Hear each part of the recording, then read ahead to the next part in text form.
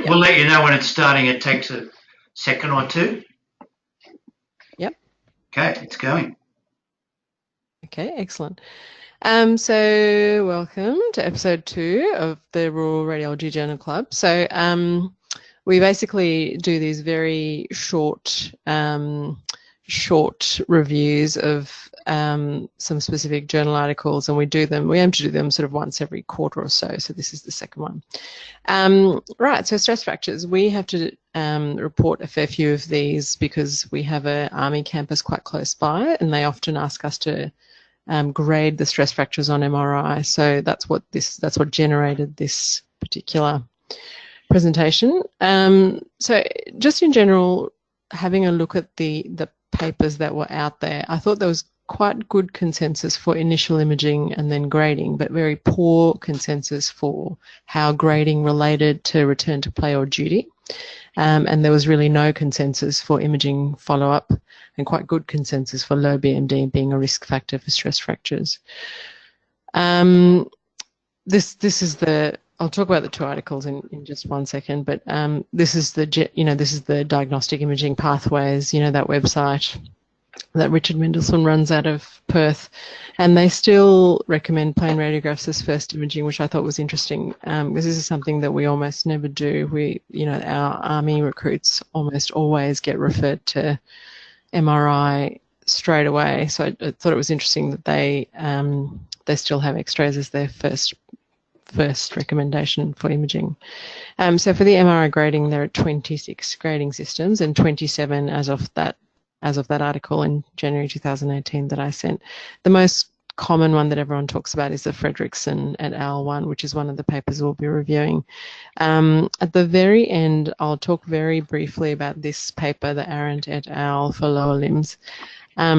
Generally, they all seem to be some version of, there's grade 1, which is a bit of marrow edema or periosteal reaction, then grade 2 or 3, which is where there's more marrow edema, and grade 4 is where there's a frank fracture line.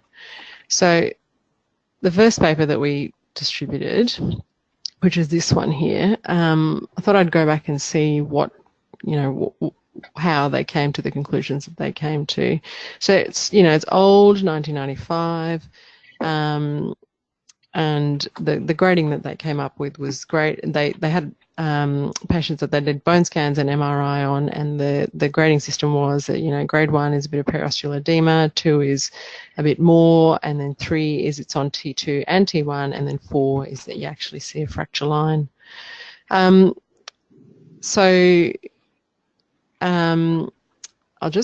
go through this one. First of all, they only had 14 subjects, 3 men and 11 women.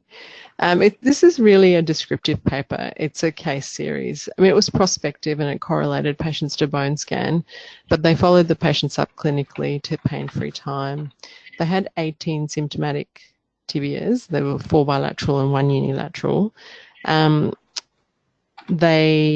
The biggest issue I had with them was that the mean time between the examination and the MRI was 10 days, and the mean time between bone scan and MRI was 7 days. And in one case it was 10 days, in another case it was 13 days. So, I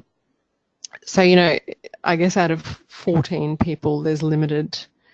It's better than no information, which is what there was before this paper, but it's probably not the most amazing in terms of evidence that you could get. So out of their 14 patients, 2 people had a positive bone scan and negative MRI. And the 2 that had the positive bone scan, 1 kept getting pain despite rest and then eventually turned out to have compartment syndrome. So really their N is probably not 14, it's probably 13.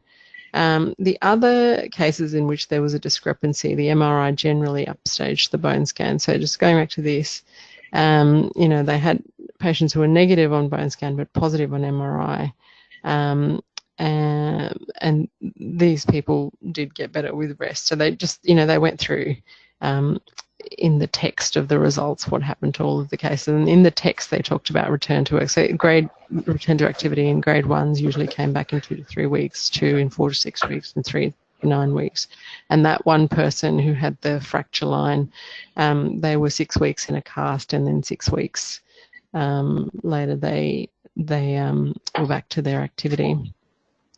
There were some interesting things about this paper. So they really made a distinction between medial tibial stress reaction and anterior tibial. So the anterior tibial stress fracture, which is what we see from time to time, they really said was limited to, jumpers or, athletes with kind of spring-off activities, which we really don't see. Like we see medial tibial stress reactions all the time, and it's really uncommon to see an anterior tibial fracture. But, some of the other, particularly like on things like radiopaedia or RadSource, you often see them drawn in as anterior tibial fractures, but it's interesting that they make that distinction.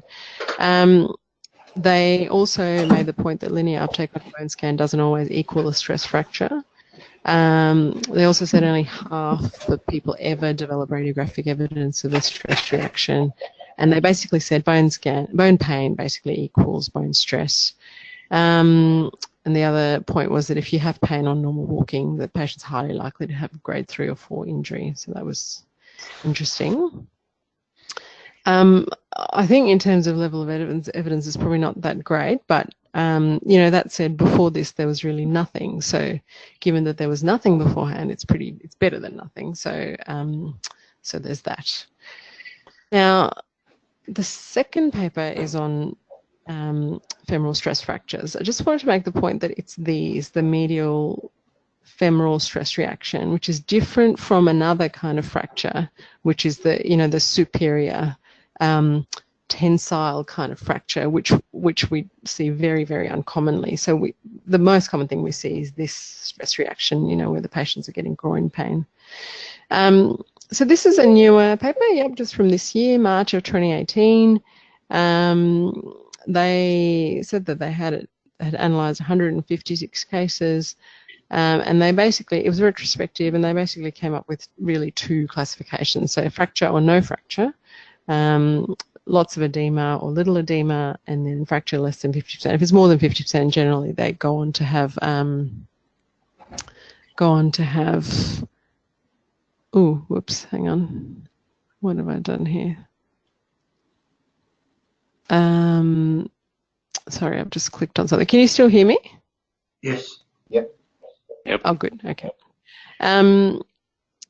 So you end up with this sort of 2-tiered system, which is quite a good system. In that if they do have a fracture of more than 50%, they end up going to surgery. But there are some issues with this paper. I just wanted to make the point again that we're not talking about this fracture, which is a much more serious and worrying thing. This is like the surgeons seem to call this the black line of death. So if there's any tension here, and that's because this is the side that's getting stretched, whereas this is the side that's getting compressed. Because your force is down this way, this is the side getting compressed, so it's less likely to completely fracture. Whereas this, if you see the fracture line here, then it's much more serious and worrying. So I thought it was interesting in this paper that the return to work time or return to duty time was, even for grade 1s, it was 60 days. And given that basic training for military recruits is only 3 months, that actually takes you out for a really long time. And the other interesting thing was for both of these grades, 3 and 4, once you see a fracture line, really your recovery time it takes a really long time, so 3 months. So, and they talked about that further on in the paper. So these guys, they really had 90. They didn't have 156, which is what they said in the title. Because it was a retrospective, they had 90 patients who actually had MRIs, even though they diagnosed, they had groin pain, and they clinically diagnosed stress fractures in the others, but they had MRIs in only this many patients. They used T1, but they really didn't use it for scoring, and they pretty much said they used any fat suppressed sequence, so including STIR and PDs. And this is one of the issues with all of these grading systems. They all use different sequences, and again, they didn't use any exit imaging either, just like the others. So their incidence was only 0.1%, which was surprising. I thought it'd be more than that, but they did say, not everybody who had groin pain had an MRI, so there might have been others who did. 90% of their initial x-rays was negative. It was the same for the medial tibial stress reaction paper as well. Most of the x-rays were negative, and yet, the recommendation is to do an x-ray first. I suppose it's the cheapest test, so fair enough. But in the other interesting point they made was that if you are grade 3, where you can see a fracture line, but it's less than 50% of the width, a third didn't complete basic training, but if it was grade 4, then half didn't complete basic training, required medical discharge. Both 3 and 4 had similar return to duty time.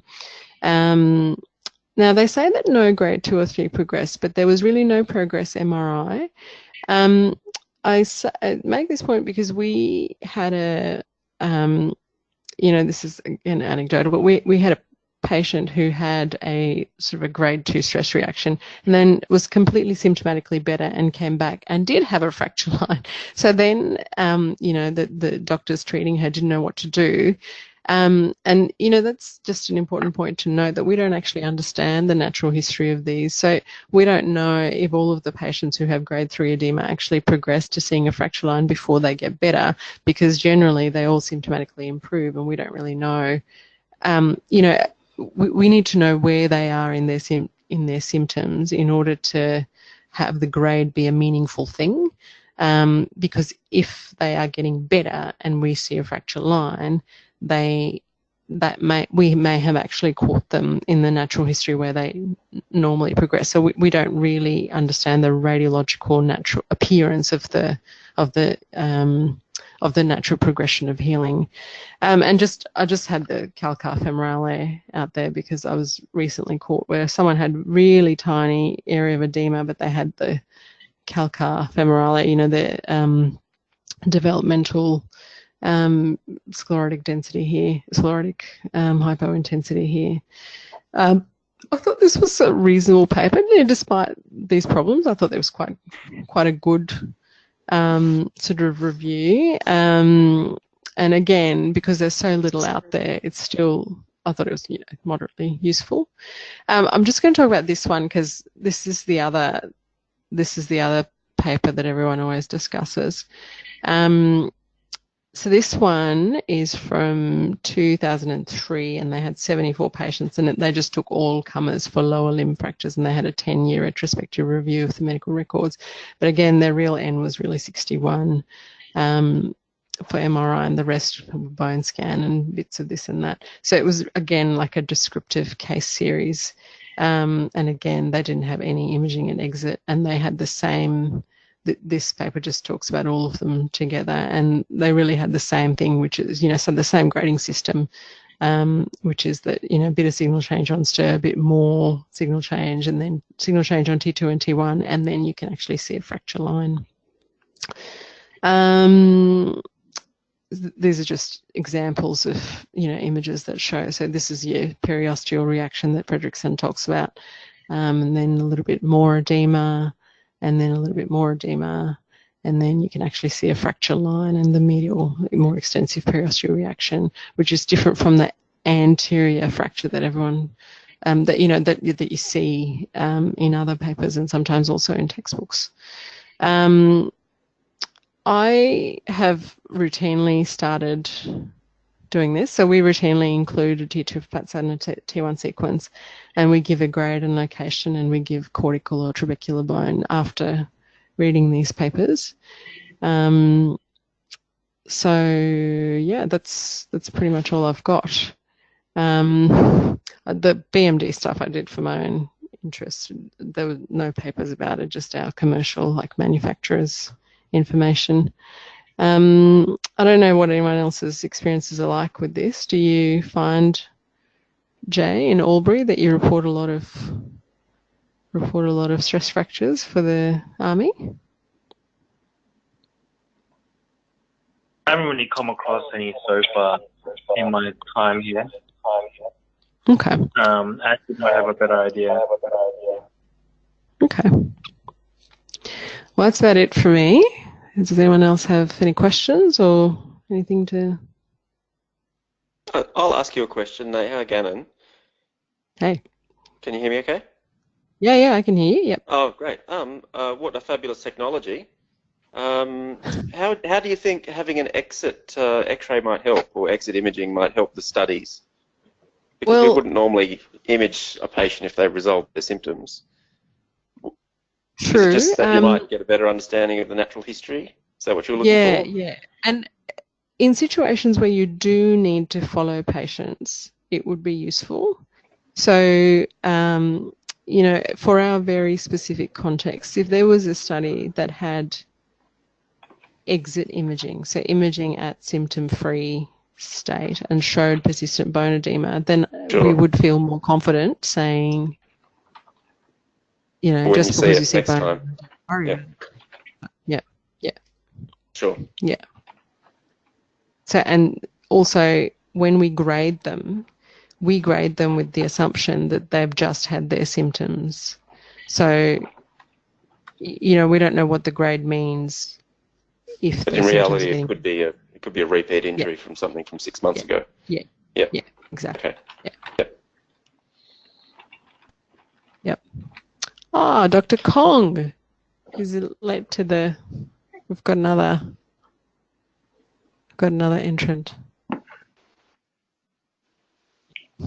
That's about it for the club. Does anyone else have any questions? No. Just a general statement, if I could. Yeah. I do like plain film X-rays for patients with sore bones, because you can see a lot of other things. Occasionally, you'll see something nasty. Yeah. But of course, you'll see that with the MRI, but I think it's nicer to have the X-ray first. What do you think? True. Often you know, they're complementary, aren't they? Yeah.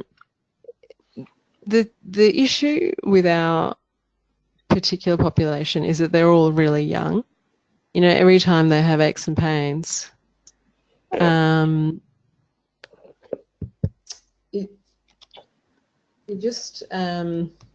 difficult to justify X-raying them repeatedly. But yeah, I mean, I can see why that recommendation exists.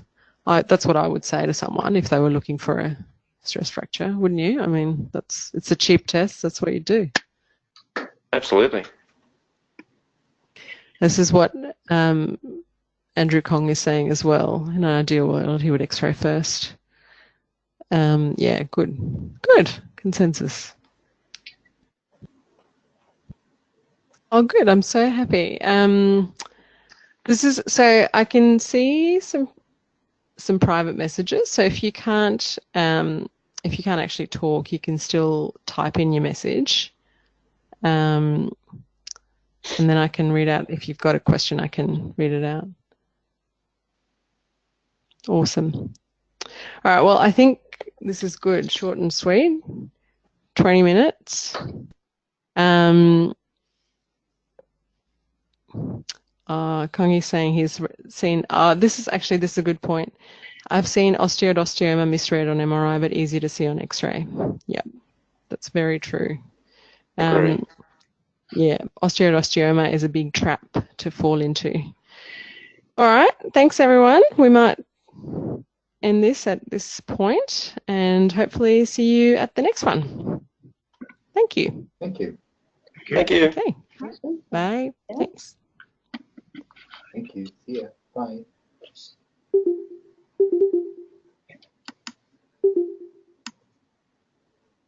Mm-hmm.